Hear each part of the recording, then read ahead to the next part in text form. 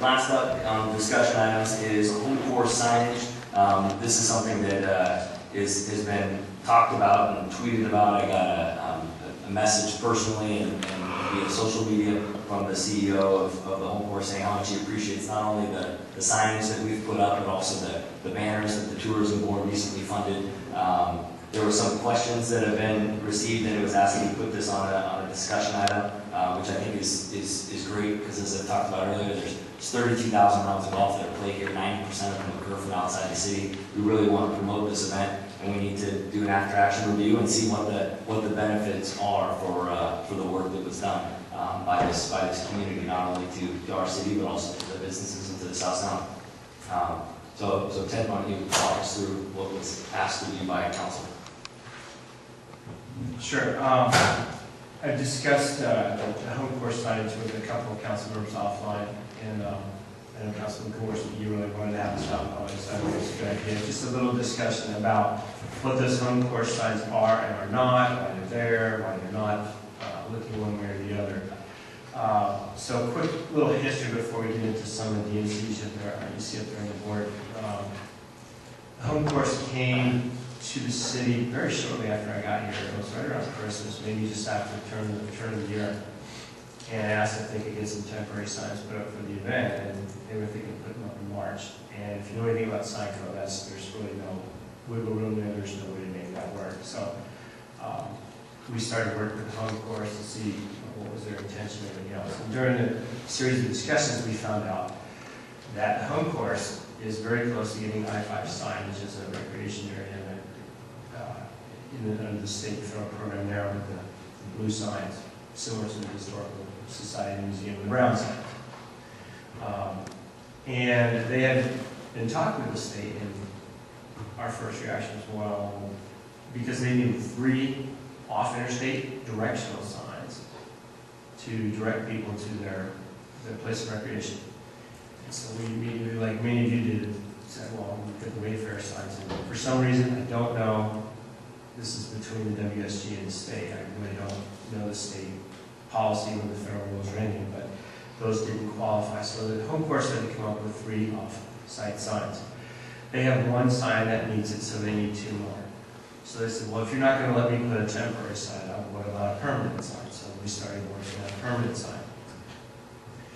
And before, and this is, I'm doing the bullets out of order, the bottom bullet says the signs were started before category determination.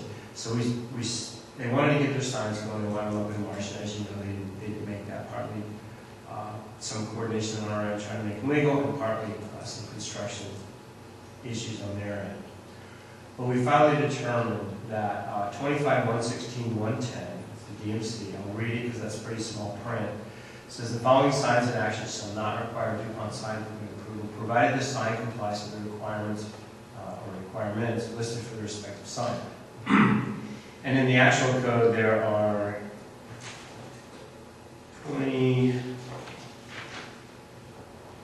25 different categories of signs here in the city that do not need a permit, don't need special permission. You as a citizen of business can just do it if you want.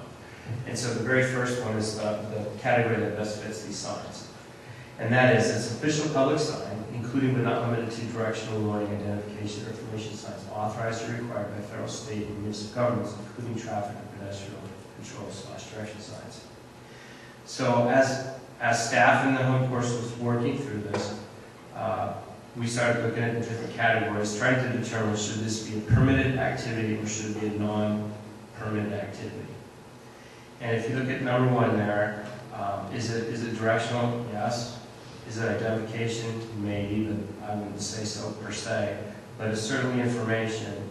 Now, is it required or authorized by federal, state, or municipal governments? Well, it's certainly not required. There's no law in the land that says you have to have a sign out on I-5. However, it's certainly authorized by federal, state, and municipal governments because the state is asking them to find 2 places for signs. So we came to the conclusion that these are absolutely authorized, both by federal and by local, by municipal government. That is number 1. This section authorizes itself more or less. So we have directional and information signs. And so now that the question becomes, where to put them, and so in coordination with the state, that's why it's the two main junctions, DuPont City in the center, and then center and McNeil. That's kind of the rough geographical locations that the state wanted them to do that. Excuse me. The reason they look the way they do, the size of the way they are, because early on in this process, we didn't know whether it would need to be permitted activity or not. So they built them to the specifications of a permanent sign. And because of where they're at and the zoning requirements, they need to be less than 25 square feet. They are 6 by 4. And the only thing missing is the last one, because subsequent to their construction, they have not completed a ground element. They do have concrete footers in, and a skirt is counting that ground element. So after the turn, when they're less busy, they pledged that they're going to rebuild this to make it look more like a permanent sign and look a lot nicer than 2 wooden posts in the ground. So in my estimation, they kind of went above and beyond. There are no rules for directional information signs, but they're in the process of designing signs that will look good with permanence and lighting. I think that's all I have on the question. There's some questions in the queue. Councilmember Wyborski. Right, I mean, it's not going to come to anyone's surprise. I completely disagree with this. So, what I see is the sign at the corner of Center Drive at McNeil, you're saying that's 24 square feet. Yes, it's 6 by 4. And what about the arrow sign at the bottom of that pointing? Is that also within? Fair enough. No, that's not stating 24. Fair enough. I'll give you that one. That's right. Okay. So it's slightly more than 24, but as I said, there is no requirement for square footage. I think what bothers me the most about this is that it is the appearance that we're trying to overcompensate for one business. The way I read 25.116.120 for permanent signage really has to do with a business that puts their permanent sign that's adjacent to their building. So think of Amazon sign, think of Intel sign, State Farm sign, etc. Those signs are permanent in nature. They have the footers and the skirt. So, and they need to be illuminated.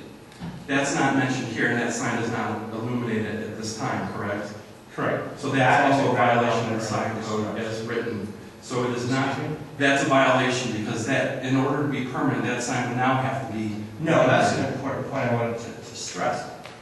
They don't need a permit. There are no requirements. Those signs could look a lot worse, in whatever worse means in anyone's world, than they do today. So it's an official public sign because it's directional and informational. And it's authorized both by the state and by local municipal rules.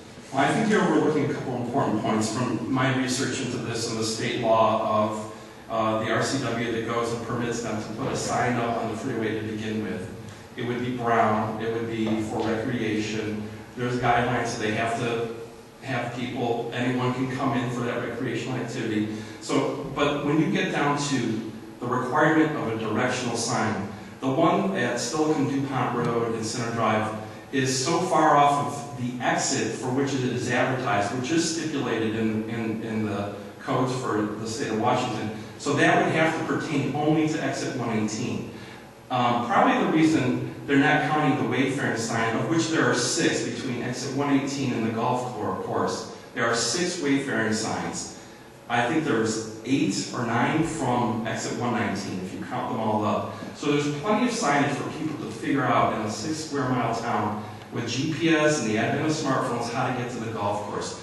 What I'm not appreciating and what was happening here is that we basically constructed, approved 2 billboards in town.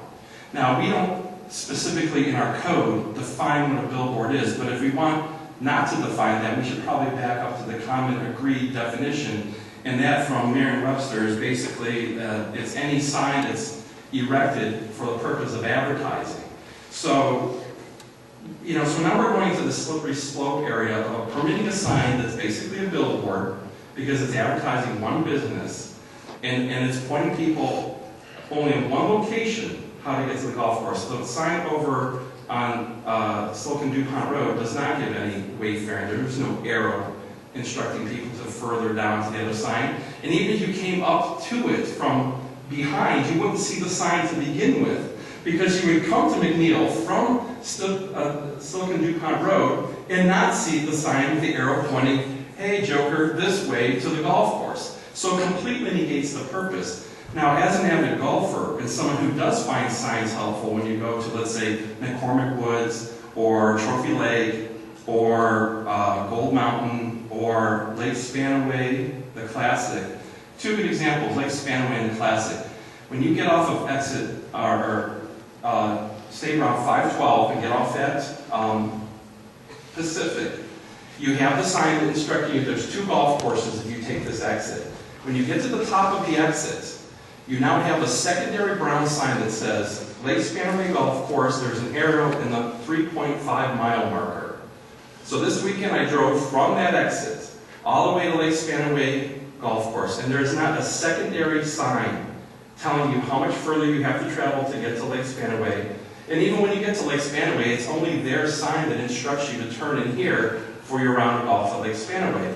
The same is true when you get down further in Spanaway, down near Highway 7 to get to the Classic course. So what I'm seeing here is they're saying one thing, and they're saying that we have to have these signs because that's what the state requires, and I call baloney on that.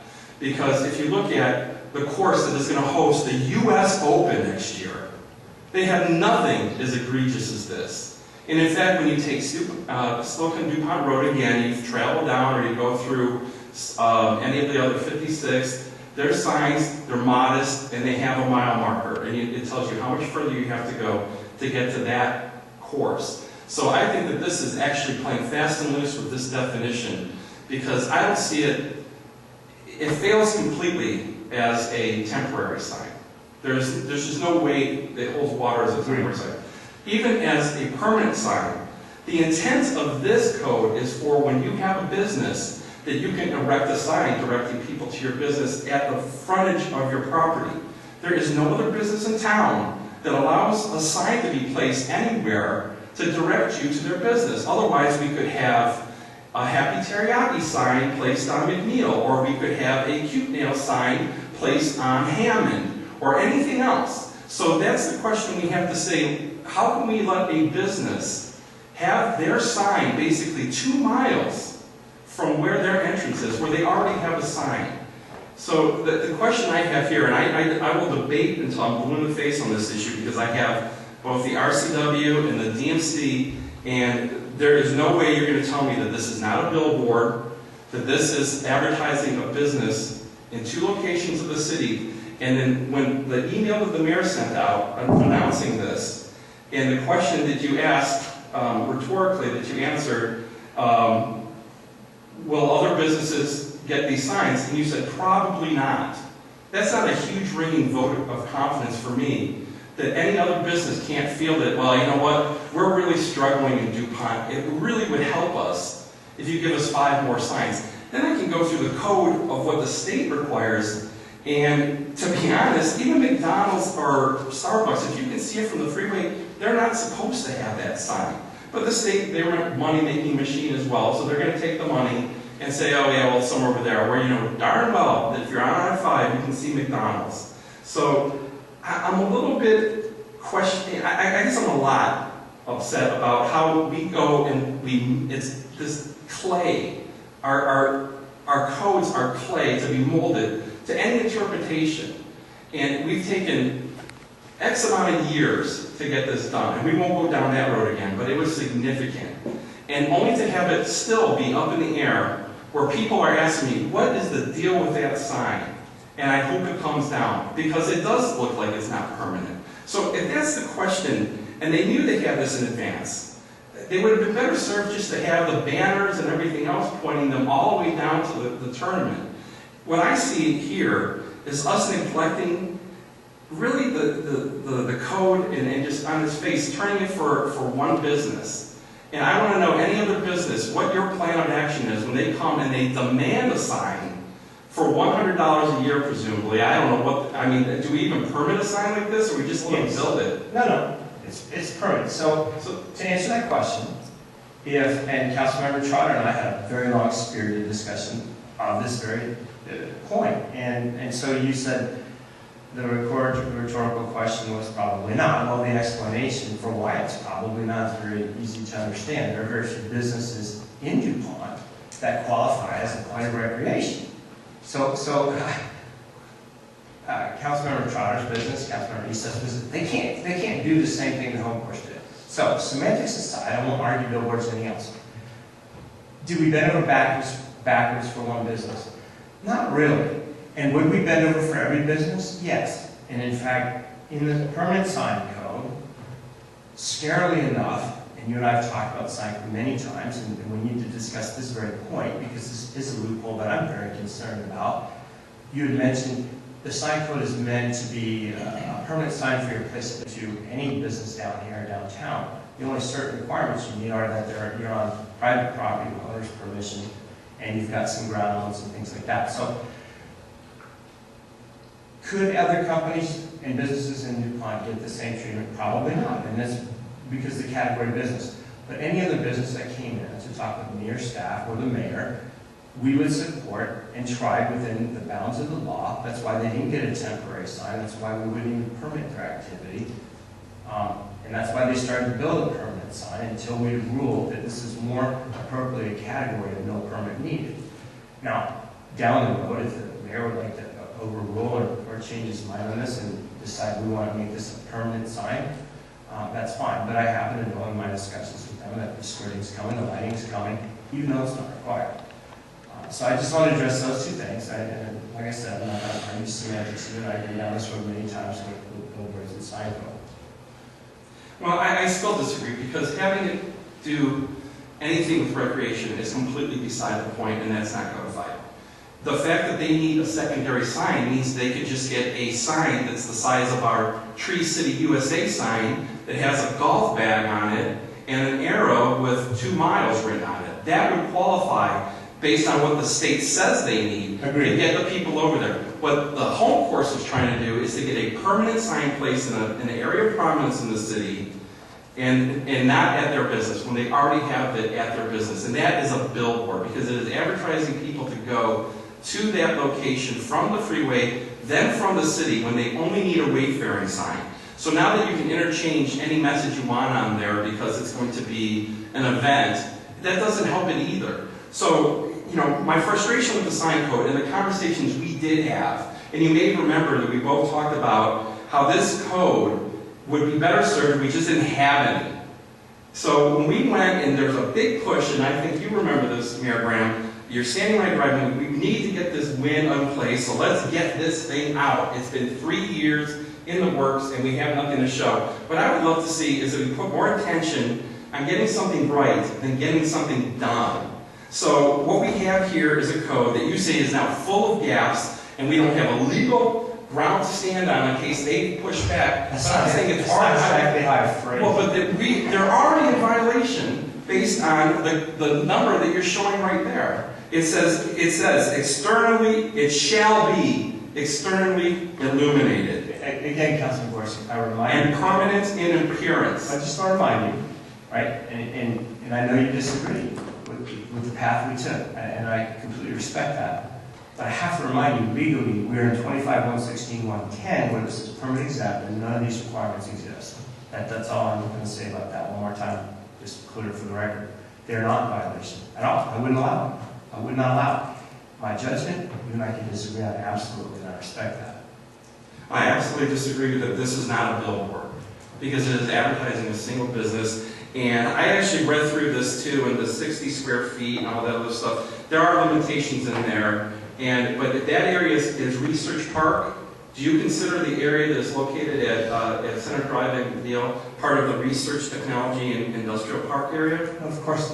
Okay, well that's where that would be permissible. It's 25 feet in where Center. Right. So where's this 60-foot business? Across the street over in that small industrial section. Well, but that's for them to decide. We're talking specifically not about what could happen, but what's happening now with these two signs.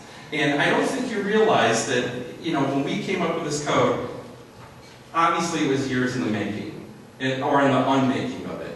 But what we have now is something that's still not workable. Because this is not the intent, is to provide a business a permanent sign wherever they want it. Because then that opens it up for every business, regardless if they're a recreation facility or not. Because that's not the point of our code, to codify what the state had to be in concert with what the state is requiring of the home course. We're here to define what signs, once you're in town, you can put up. And we can put a wayfaring sign up there with a mileage marker and a golf bag and stick it on a stake. We have signs everywhere.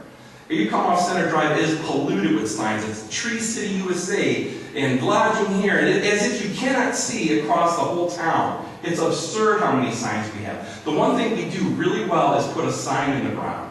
I go to the roundabout at McNeil and Ridgeview Drive, and there are no less than 7 signs telling me to keep right.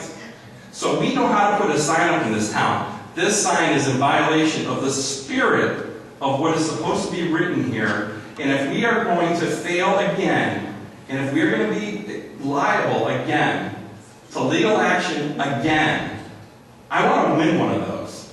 I actually want to go to court and win. So this has to be rethought. And I would ask anyone else who has an opinion on this to speak loudly, because this thing is in clear violation of what I feel the spirit of the code was, and that for permanent signage, and you look no further than State Farm, Intel, Amazon, and Better Business Bureau, and the like. This is what we're talking about for this sign, the governance of this. But if you're going to say, well, if I can put a sign up anywhere, then it's Katie bar the door, because I can think of all sorts of signs that can go up, that can be permanent, and that can meet this. So what we have to do is either, as an action, as a council, to basically put a moratorium on signs until we get this thing sorted out. But I think this thing I think it does not meet the requirements you have listed here. So if you're saying that that's what I'm looking at, I see fail under 25 square feet, fail in the permanence in the appearance of permanence and illumination. So that's where I'm going, and I'm right at the code here. So what am I not seeing here? So I would open up to anyone else, but I absolutely disagree with the sign placement. Having heard what Ted said, he's not saying, he repeated it several times, that any business can put any sign any place. With what the intent is, which is a specific type of recreation and tourism event that Councilmember Trotter would not qualify for, to go up there, and that we have some consistency with this, and it could easily be part of that after action review. So Councilmember Trotter's up, then Gassick, and then Councilmember Gorski. Perhaps I disagree that it could be a recreation event. I actually People agree eat a with... recreation event after they eat your chocolate. There should be some sort of health fitness program. Most of us run to eat when I was a runner. I agree with Councilmember Gorski. But I think this is also one of those examples of we write a code thinking we've figured out what the spirit is, and somebody figures out a way around it. I object to those signs. I am a tourism proponent, but I object to those signs because to me they are billboards advertising one business in town. And maybe it's a tourism-based business, but it is a business, and we're showing favoritism to it by allowing them to put larger-than-life signs on public property. I don't think that's fair. And, I know you're saying that my business is not a tourism attraction or whatever, but I want you to think about, have you ever driven across South Dakota? How many wall drug signs have you seen? Oh, and that is a tourist attraction. We could put up PJ Sweet Factory and bring in people from all over just to watch us make toffee. Just because we're not a tourism attraction now doesn't mean that if the city provided signage for us or places to put it, we couldn't be. Let's do it. And it's like, so don't say that the businesses we have in town, if Wall Drugstore can be a tourism attraction and people come stop at miles around to see, there's nothing that says none of the other businesses in town couldn't also be with the right advertising. But I agree. It's showing favoritism to one business in town. And it goes beyond what is needed. Chambers Creek has all these nice little discrete signs the entire way from our exit here at 119 all the way down to Silicon DuPont Road. And, that's a difficult way to maneuver yourself to find Chambers Bay going that direction. But they don't feel like they have to have 24 square foot signs, one of which doesn't even have an arrow on it. They managed to think people are going to find the course for the U.S. Open with a sign that's, this big, 1 by 8 or whatever. Shame on the home course for asking for this, really. That for years and years and years, they don't even try to put a sign on the freeway, and then they complain because their rounds are down, and now they finally put a sign on the freeway, and they have to torture the rest of the city with their in-town sign. Shame on the home course for asking for this, and shame on the home course for not being, having discrete signs like Chambers Creek did. Now there's a course with some class. Chambers Bay, sorry. I don't play golf, but, it's like, they could have done something discreet and polite and, that's not going to be offensive to the residents in town, but they decided to put up huge, which I agree, they're like billboard signs. And the city allowed them, we're showing favoritism to one business in town. And, maybe you can justify it in the sign code, obviously you can, but that doesn't make it right. And we probably do need to revisit the sign code so that everybody else who comes up, who knows what other businesses are going to go in the business and technology park that are going to want equal signs. And then that corner is going to look kind of scary. And so is the corner down at DuPont City Council. But, maybe if enough people complain at the home course, they would, in their own discretion, take down the offensive signs and put up something a little more polite and a little more tasteful. But, I don't know. Maybe we need to complain to the home course rather than the city. Because I agree. I think it's in bad taste, and I think it's annoying and offensive, and I think it shows favoritism for one business in town. Councilmember Gaston. I would just like to remind you, Brown and Haley in Tacoma is a candy factory that is also a tourist destination. Yes. You're close, very close.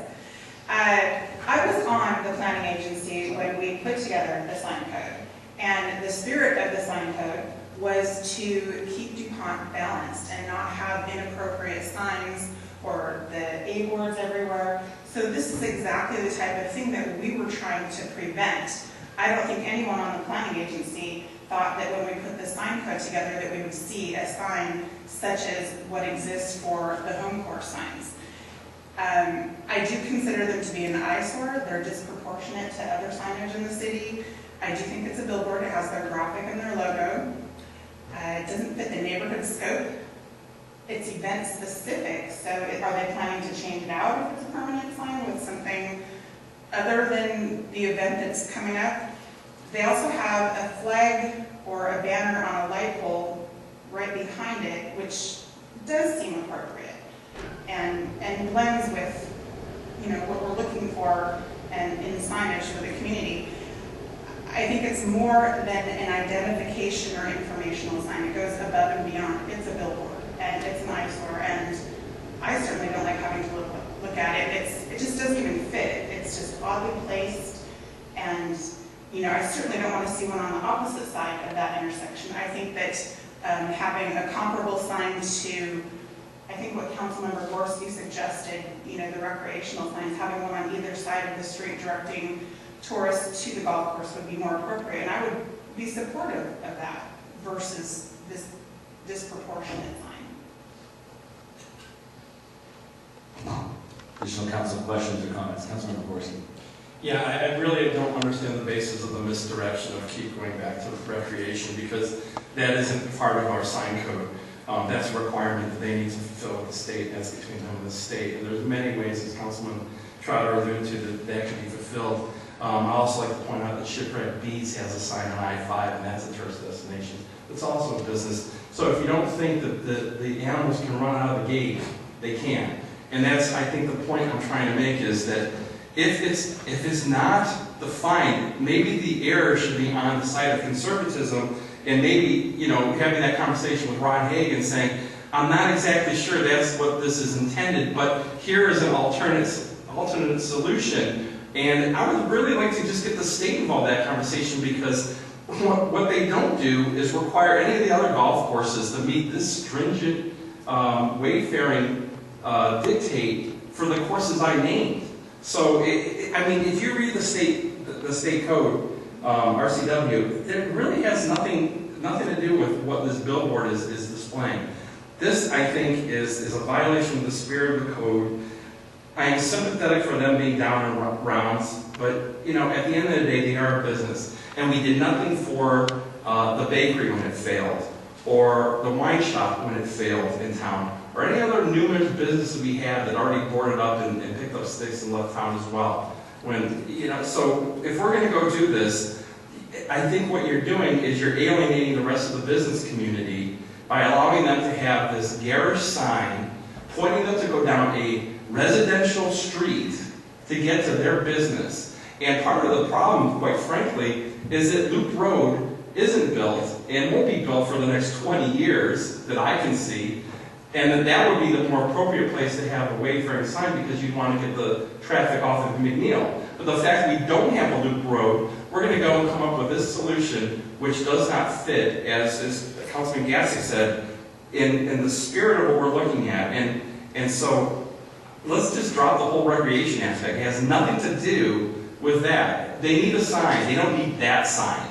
And they want a permanent sign on a pole like Tree City USA, and ironically enough, we're a city about to cut down a whole bunch of trees. So maybe we'll free up a spot there where we're no longer a tree city from losing all our trees that we have to replace. But this is absolutely not in the spirit of the code. And we've had this discussion, you and I, about this code, and you know where I stand, so this is not a surprise to you. But I'll have to say, the first thing that tipped my hand was this gratuitous email going to great lengths to tell me why it's permitted.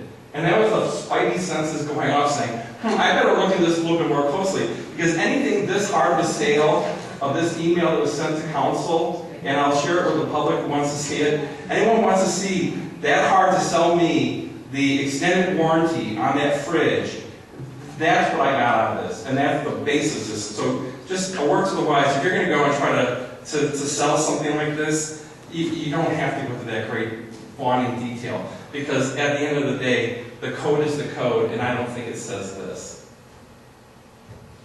Councilmember Gassick.